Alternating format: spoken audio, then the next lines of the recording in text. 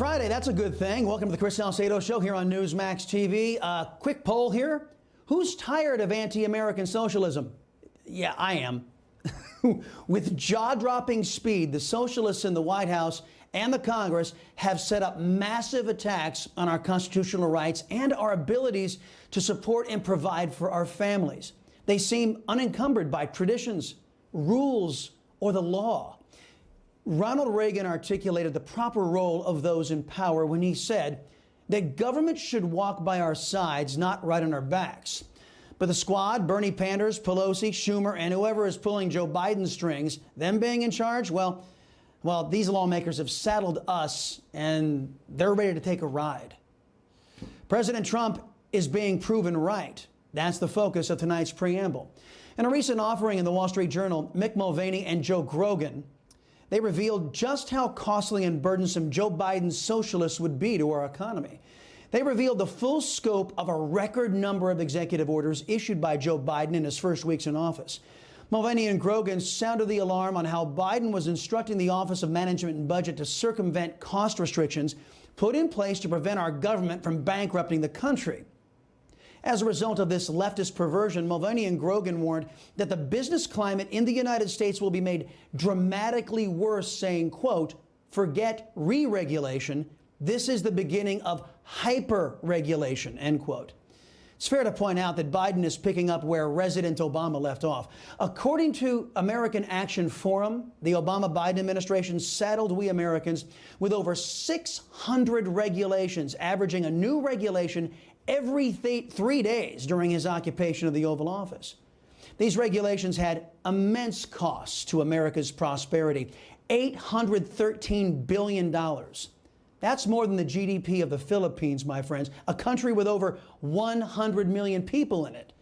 It's because of this nanny state regulatory regime that America never once hit 3% GDP growth in the 8 dark years of Barack Hussein Obama.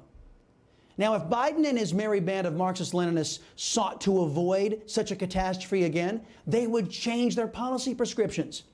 But they haven't. In fact, they've doubled down on stupid. So we can only conclude the Democrat socialists support these policies that harm Americans. Conversely, President Trump saw the harm these thoughtless and onerous regulations were imposing on the country. He began an aggressive campaign of getting government out of the way of entrepreneurs who only want to grow their businesses to raise the standard of living for our community, states, and our nation. He set a rule in place that for every regulation that was added, 2 needed to be canceled. He far exceeded that goal, by the way. Because of this pro-freedom deregulation policy, President Trump was able to achieve what Barack Obama couldn't: 3% GDP growth. He was able to drive unemployment to historic lows for women and minorities. This nation enjoyed, for the first time in over a decade, full employment. Now, if China had not intentionally caused the pandemic, America would still be in great economic shape. There's another issue that President Trump proved superior to dumb Democrats on: illegal immigration. President Trump was the first president in my lifetime to commit to stopping illegal immigration into the United States. Trump knows and understands that illegal immigration is wrong, it's immoral, and it's bad for any country forced to endure it by its political class. The vast majority of Americans oppose illegal immigration. What you all need to know is that both Republicans and Democrats have colluded and conspired against we the people on this issue. They have passed silly laws that ensure illegal immigration is never stopped, even if their own constituents suffer. There are not enough Democrat voters out there who value the rule of law. And the GOP, even when they're in power, they just blame Democrats for their inaction.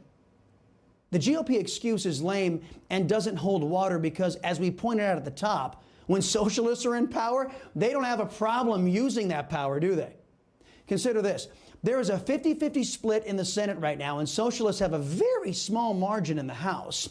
But the Democrats are ruling as if they have a national mandate, cramming legislation through Congress as a befuddled GOP, a hapless GOP, just sits there with their mouth wide open. Perhaps they're impressed that the socialists know what to do with power when they get it. The truth about illegal immigration is the GOP wants it to continue to satisfy big business. They seek ways, does big business, to bypass Democrat socialist wage mandates and union thuggery. The Democrats need a new population that is ignorant of our Constitution, a population that is used to totalitarians ruling over their lives. Both parties have colluded to pass truly stupid laws to make sure you can never stop illegal immigration into the USA. With some help from the courts and the Flores decision, your politicians enabled a rule that unaccompanied illegal alien kids can't be held in custody for more than a month. So they have to be let out into America. The GOP and socialists also agreed to put soft language into asylum laws that encourage foreign nationals to send their children across that border by themselves to avail themselves of asylum protections for unaccompanied minors. After the kids are here, the parents use them as anchors to enter America under the rubric, well, it's not nice to separate families.